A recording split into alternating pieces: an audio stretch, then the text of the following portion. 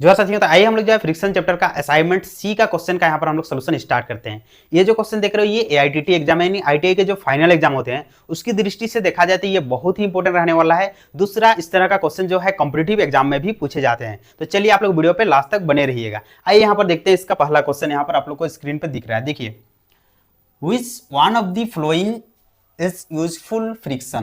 देखिए यहाँ पर 4 गो आपको ऑप्शन दिख रहा है, इनमें से कौन सा यूजफुल फ्रिक्शन है वो आपको बताना है। तो देखिए हम लोग यहाँ पर देखते हैं, रिंग इन सिलेंडर। देखिए सिलेंडर का रिंग, तो ये हमारे लिए यूजफुल फ्रिक्शन है क्या? ये नहीं है। ठीक है। दूसरा, क्रैंकशाफ्ट वेयरिंग। वेयरिंग आप लोग को पता होगा कि वेयरिंग का यूज हम लोग फ्रिक्शन को कम करने के लिए ही किया जाता है, तो इसलिए ये भी मेरा यूजफुल फ्रिक्शन नहीं है। Brake shoe lining. देखिए ब्रेक शू लाइनिंग, यहाँ पर आपको फोटो भी दिखाया जा रहा है। ठीक है।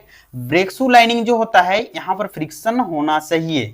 अगर यहाँ पर फ्रिक्शन नहीं होगा तो मेरा ब्रेक सही से काम नहीं करेगा। ब्रेक यानी ब्रेक अगर यूज कर लिए तब भी ब्रेक नहीं लगेगा। तो इसीलिए ये मेरा क्या होता है, ब्रेक शू लाइनिंग जो देख रहे हो ये हमारा क्या है, यूजफुल फ्रिक्शन है, यानी इससे हमको बेनिफिट है। ब्रेक अगर यूज कर रहे हैं तो वहां पर ब्रेक लगना चाहिए। ठीक है। तो ब्रेक शू लाइनिंग क्या है, यूजफुल फ्रिक्शन है। जबकि व्हील होल वेयरिंग, वेयरिंग हम लोग फ्रिक्शन को कम करने के लिए ही करते हैं, इसलिए ये सब मेरा यूजफुल फ्रिक्शन नहीं है। तो यहाँ पर यूजफुल फ्रिक्शन का क्या होगा, यहाँ पर ब्रेक शू लाइनिंग। चलिए पहला क्वेश्चन आपका हो गया है। नेक्स्ट क्वेश्चन अब हम लोग देखते हैं। यहाँ पर देखिए, which is in between the wheels and road if vehicle are able to run on roads। देखिए व्हील और रोड के बीच में क्या होता है, जहां पर व्हीकल जो होता है वो रोड में चलने के लिए सक्षम है। देखिए इसका हिंदी में भी क्वेश्चन दोनों में आपको देखने को मिलेगा। जो पहिए और सड़क के बीच का हिस्सा होता है, यानी पहिए और सड़क के बीच का हिस्सा, यदि वाहन सड़कों पर चलने में सक्षम है। इससे पहला फ्रिक्शन का स्टार्टिंग अगर वीडियो अगर आप लोग नहीं देखे हैं तो उसको देख लेना, क्योंकि वहां पर अगर आप देख लिए तो इसमें एक भी क्वेश्चन यहाँ पर ऐसा नहीं है जो आपसे नहीं बनने वाला है। ठीक है। तो उसको आप देख लीजिएगा। देखिए इन दोनों के बीच अगर देखा जाए यहाँ पर क्या है इन दोनों के बीच में, तो यहाँ देखिए आप लोग को पहले भी बता चुके हैं कि फ्रिक्शन यानी कोई भी चीजें अगर चलने के लिए वो पॉसिबल है, यानी चल सकती है या चल सकता है। ठीक है। तो वहां पर क्या होगा, उन दोनों के बीच में फ्रिक्शन होना अनिवार्य है। अगर हम खड़ा हैं तो यहाँ पर भी फ्रिक्शन है, अगर फ्रिक्शन नहीं होता तो हम यहाँ पर खड़ा नहीं रह सकते हैं। ठीक है। तो यहाँ पर आंसर क्या हो जाएगा मेरा, फ्रिक्शन। यहाँ देखिए। ठीक है। तो इसका राइट आंसर फ्रिक्शन। फ्रिक्शन के कारण ही ये सारी चीजें पॉसिबल है। हम यहाँ लिख रहे हैं तो इसके भी पीछे क्या है, फ्रिक्शन है। नेक्स्ट आते हैं, which direction of motion frictional force act. देखिए फ्रिक्शनल फोर्स मोशन के किस डायरेक्शन में एक्ट करता है, तो यहां पर ध्यान दीजिए। अगर मोशन इस डायरेक्शन पे है तो आप लोग को पहले भी बता चुके हैं, तो मोशन के जस्ट ऑपोजिट डायरेक्शन में, किस डायरेक्शन में होगा, देखिए force of friction opposite direction. तो यहां पर मेरा आंसर हो जाएगा ऑपोजिट डायरेक्शन। ठीक है। तो चलिए तीसरा का हो गया है।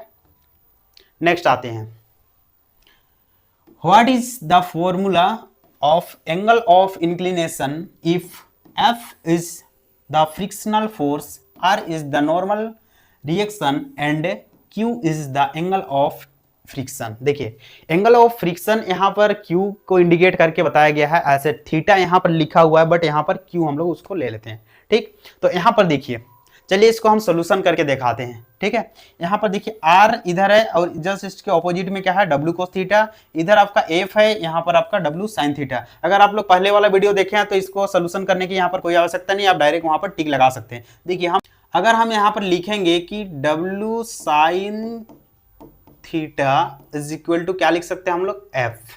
ठीक है। क्योंकि ये जो होता है ये फोर्स इसके इक्वल होता है। ठीक। दूसरा W cos थीटा लिखेंगे इज इक्वल टू क्या लिखेंगे, ये फोर्स किसके बराबर होगा, आर के बराबर होगा, यानी यहां पर हम लोग लिखेंगे आर।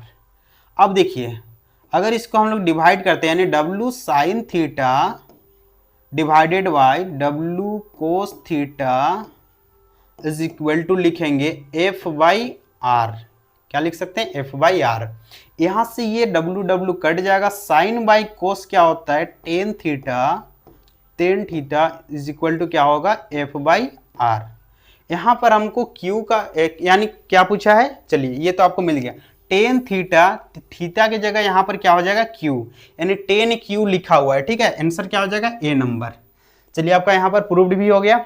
अब आइए हम लोग नेक्स्ट क्वेश्चन पे चलते हैं। देखिए नेक्स्ट क्वेश्चन यहां पर है, what is the formula for coefficient of friction ये आप लोग को वहां पर बता चुके हैं। यहाँ पर इसको एम या म्यू से इंडिकेट किया जाता है, ठीक है। म्यू भी हो सकता है, एम भी हो सकता है। अब देखिए ये चीज आप लोग को वहां पर पूरा प्रूफ के साथ आपको बताए हैं। इसको देखिए एफ क्या होगा, F is directly proportional to R, ठीक है। फोर्स जो होगा यानी लिमिटिंग फ्रिक्शनल फोर्स जो होगा ये नॉर्मल रिएक्शन का क्या होगा, समानुपाती होगा। और जब यहाँ पर हम समानुपाती वाला साइन को हटाते हैं तो इसके बदले एक यहाँ पर क्या आता है, म्यू इंटू आर हो जाएगा। म्यू इज इक्वल टू यहाँ पर करेंगे तो क्या होगा, एफ बाई आर। क्या हो जाएगा यहाँ पर, एफ बाई आर। यानी इसका राइट आंसर यहाँ पर अगर आपको देखने को मिलेगा तो एफ बाई आर यानी बी नंबर यहाँ पर आपका आंसर होगा, ठीक है। चलिए अब नेक्स्ट क्वेश्चन देखिए। नेक्स्ट आते हैं, a loaded truck weight 2400 kg and it can be moved by a force of 30 kg. Determine the coefficient of friction. देखिए यहाँ पर कोफिशिएंट ऑफ फ्रिक्शन हम लोग को निकालना है। यहाँ देखिए यानी 2400 kg यहाँ पर लोडेड है और इसमें आपका फोर्स लगाया जा रहा है 30 न्यूटन्स का लगाया जा रहा है। तो इसका हम लोग को निकालना क्या है, यानी आपका म्यू का वैल्यू निकालना है। आइए यहाँ पर आपको दिखाते हैं, ठीक है। फॉर्मूला लिखते हैं, म्यू इज इक्वल टू, अभी आपको दिखाएं कि एफ बाई क्या होता है, आर। क्या होता है, आर। आर के जगह यहाँ पर हम लोग डब्लू लिख सकते हैं, यानी एफ बाई डब्लू, क्योंकि आर और डब्लू क्या होगा मेरा, इक्वल होगा। एफ कितना है, 30 है, 30, ठीक है। कितना केजी है, 30 केजी है। अब देखिए यहाँ पर फोर्स दिया हुआ 30 केजी, दोनों का यूनिट सेम रहेगा तो यहाँ पर हम लोग को चेंज करने की आवश्यकता नहीं है, ठीक है। और वेट कितना है यहाँ पर, देखिए 2400, ठीक है। चलिए अब इसको हम लोग कैलकुलेटर से इसको सोल्यूशन निकाल देते हैं। चलिए वीडियो अगर आप लोग को पसंद आ रहा है तो आप लोग लाइक करते चलिए, और जो नए चैनल पे आए हैं आप लोग सब्सक्राइब भी कर लीजिए। 30y क्या होगा यहाँ पर, 2400, यानी इसका आंसर जो आ जाएगा आपका म्यू का वैल्यू 0.0125, ये इसका राइट आंसर आ जाएगा। तो ऑप्शन में आपका कौन सा होगा यहाँ पर, सी नंबर, ठीक है। चलिए नेक्स्ट क्वेश्चन आते हैं। देखिए नेक्स्ट क्वेश्चन भी यहाँ पर न्यूमेरिकल है।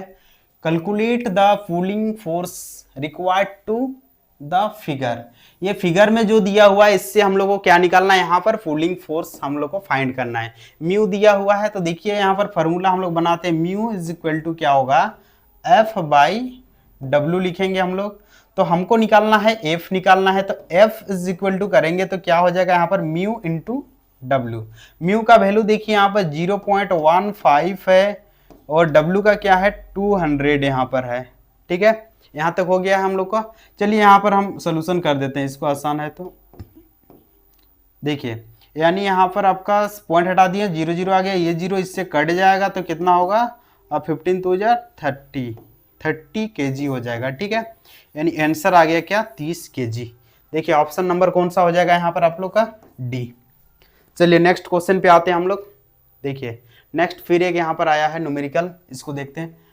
Determine the coefficient of friction. Coefficient of friction निकालना है between the brush and steel when a brush slider was placed on the horizontal steel surface until it is just moving।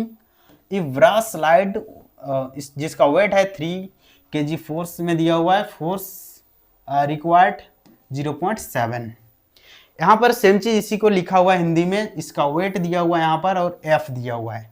देखिए जो slide, जहाँ slide हो रहा है ना, अगर हम देखेंगे, मान लेते हैं ये सरफेस जो देख रहे हो इस क्वेश्चन को अगर देखा जाए तो ये आपका स्टील है, क्या है, स्टील का सरफेस, कोई दिक्कत नहीं है।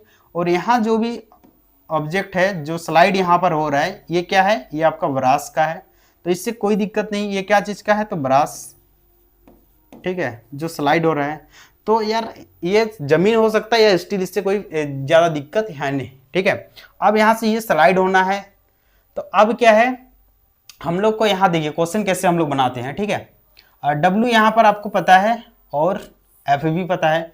म्यू इज इक्वल टू करेंगे तो क्या होगा, एफ बाई डब्ल्यू, ठीक है। एफ कितना है 0.7 और डब्ल्यू कितना है 3।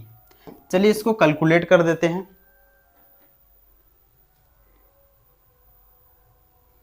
कैलकुलेट करते हैं, देखते हैं कितना आ रहा है। 0.7 डिवाइडेड 3, तो इसका वैल्यू आ जाएगा आपका कितना, 0.7 डिवाइडेड 3 यानी 0.233 ऐसे करके आगे बढ़ रहा है। तो ये आपका म्यू का वैल्यू हो जाएगा। ठीक है, चलिए मेरा 8वां क्वेश्चन भी आपका बन चुका है। चलिए अब हम लोग नेक्स्ट देखते हैं। आइए, which is necessary to avoid production of heat. देखिए इनमें से ये 4 गो ऑप्शन जो देख रहे हो, इसमें से कौन सा एक नेसेसरी है, यानी अनिवार्य चीज है जो क्या है, अवॉइड करता है किसको, प्रोडक्शन ऑफ हीट, हीट बहुत ज्यादा होने से, यानी जो उष्मा उत्पादन से बचने के लिए आवश्यक है। तो आप लोग को पता होगा कि उष्मा से बचने के लिए मेरा एक ही उपाय है, उसको हमको कूल करना है, यानी कूलेंट का यूज करेंगे। क्या यूज करेंगे यहाँ पर, कूलेंट का यूज हम लोग करेंगे। नेक्स्ट आते हैं, which is using for reduce the friction, friction को कम कैसे करेंगे। यहाँ पर भी आप लोग को बताए थे, एक यहाँ पर ऑयल यूज करके, दूसरा ग्रीसेस यूज करके, ठीक है, तीसरी चीज बेरिंग यूज करके, व्हील यूज करके, ये सब आप लोग को बता चुके हैं। तो यहाँ पर हम लोग क्या करेंगे यूज, इसको बोला जाता है लुब्रिकेंट। क्या बोलते हैं इसको, लुब्रिकेंट। तो चलिए यहाँ तक आप लोग को 10 नंबर तक का क्वेश्चन जो है कंप्लीट कर चुके हैं। फिर हम लोग नेक्स्ट वीडियो में मिलते हैं, तब तक के लिए सभी को थैंक्स।